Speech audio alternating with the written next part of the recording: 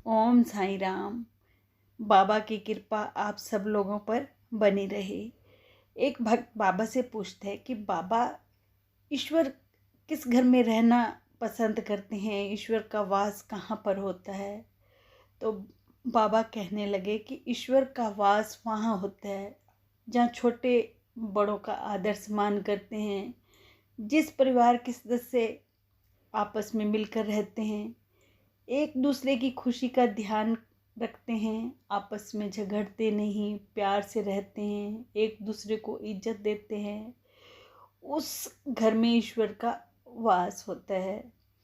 और बाबा ने बताया कि संतोष वहाँ नहीं है जहाँ पे लोभ है, और भक्ति वहाँ नहीं होती जहाँ आसक्ति है, और समर्पण वहाँ नहीं होता जहाँ अहंकार है। तो बाबा कहने लगे कि ये अहंकार बहुत शक्तिशाली है। ये अहंकार रिश्तों में कड़वाहट भर देता है। जो अहंकार को जीत लेता है ना, वो ईश्वर का सबसे प्रिय भक्त बन जाता है। मैं आपको रिश्तों पर आधारित एक बहुत ही सुंदर कहानी सुनाती हूँ, आपको पसंद आएगी। एक सेठ के दो पुत्रों में जमीन जायदाद के लिए बंटवारा चल रहा था, और एक चार पट्टी कमरे के लिए विवाद इतना गहरा हो गया कि दोनों भाई एक दूसरे को मरने मारने पर उतारू हो गए। तो उन्हें लड़ता देखकर जो उनके पिताजी थे, पिताजी का नाम घनश्याम था, बहुत जोर जोर से हंसने लगे। पिताजी को हंसता देखकर दोनों भाई लड़ाई करना भूल गए और पिताजी से हंसी का कारण पूछा। तो पिताजी ने कहा कि इस छोटे से जमीन के टुकड़े के लिए लड़ रहे हो, छोड़ो इसे, आओ मैं तुम्हें एक अनमोल खजाना बताता हूँ। पिताजी उन दोनों पुत्रों के साथ कहीं जाने के लिए रवाना हुए।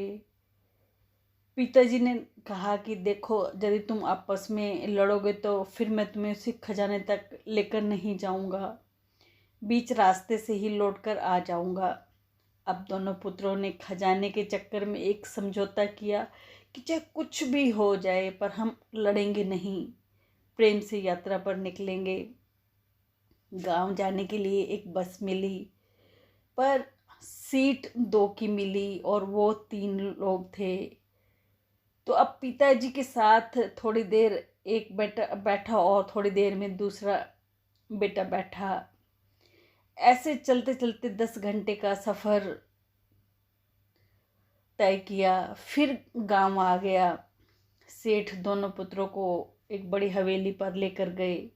हवेली चारों तरफ से बहुत सुनसान थी। सेठ ने देखा कि हवेली में जगह जगह कबूतरों, चमगादड़ों ने डेरा जमा रखा है।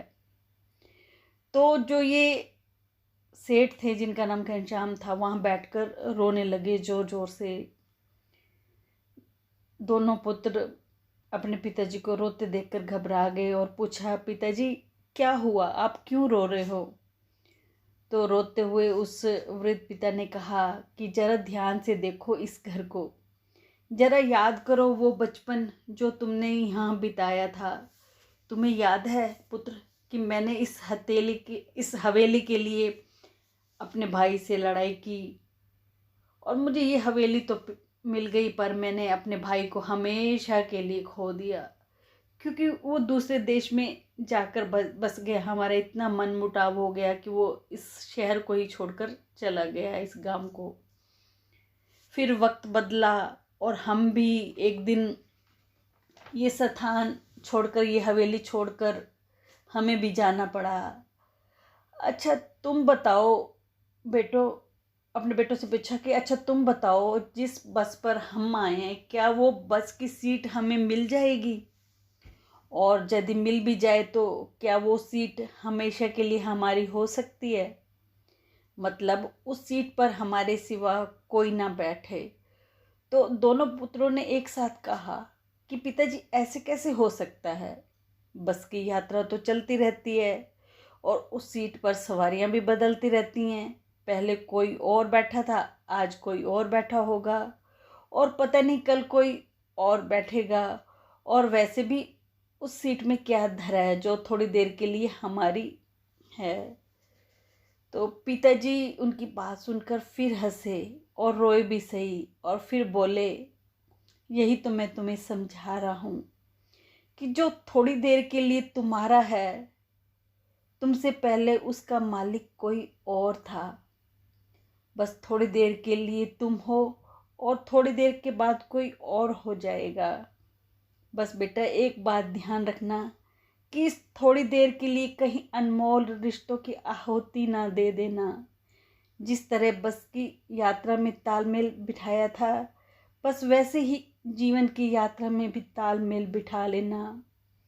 दोनों पुत्र पिताजी का अभिप्राय समझ गए और पिताजी के चरणों में गिरकर रोने लगे और माफ़ी मांगने लगे कि हम आज के बाद नहीं लड़ेंगे, प्यार से रहेंगे।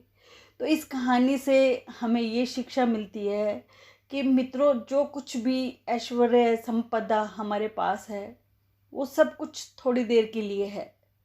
थोड़ी थोड़ी देर में यात्री भी बदल जाते हैं और मालिक भी। रिश्ते बहुत अनमोल होते हैं। छोटे से ऐश्वर्य या संपदा के चक्कर में कहीं किसी अनमोल रिश्ते को ना खो देना। और जब आपस में भाई भाई लड़ते हैं तो माँ बाप बहुत दुखी होते हैं, दोनों ही उसके जिगर के टुकड़े होते हैं। माँ बाप हमेशा चाहते हैं कि मेरे बच्चे हमेशा प्यार से रहें। तो आप हमेशा मिलजुल कर रहो। अगर आप मिलकर रहोगे, तो प्यार से रहोगे, तो आपके घर में ईश्वर का वास भी होगा और आपके घर में सुख शांति भी होगी। बस आज इतना ही। ओम साईं राम। अगर आपको मेरा वीडियो अच्छा लगा तो प्लीज़ सब्सक्राइब करें, लाइक करें और कमेंट भी दें। मुझे बहुत खुशी होगी।